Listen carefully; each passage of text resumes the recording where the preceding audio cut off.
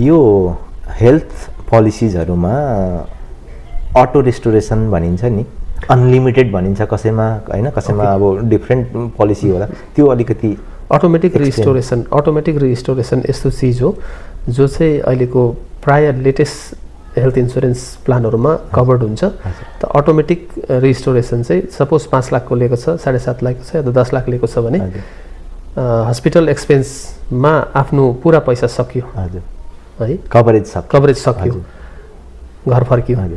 फेरि हुन सक्छ सेम मन्थमा, हुन सक्छ सेकेन्ड मन्थ, जहिले पनि 15-20 दिन बाद, 1 महिना 1.5 महिना बादमा फेरि हस्पिटलाइजेसन हुनु पर्यो, सब्सिक्वेन्ट हस्पिटलाइजेसन हुनु पर्दैछ मानिलिउँ एकजना पेशेन्ट भने चाहिँ अटोमेटिक रिस्टोरेसन हुन्छ।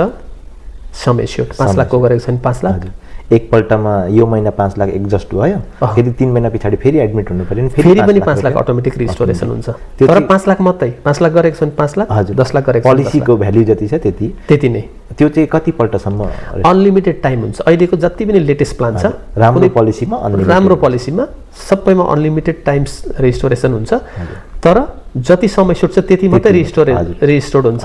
सब्सिक्वेन्ट हस्पिटलाइजेसन इनकेस हुन सक्छ 10 लाख को पोलिसी लिएको छ, 12 लाख क्लेम आयो भने चाहिँ 2 लाख चाहिँ पे गर्नु पर्यो।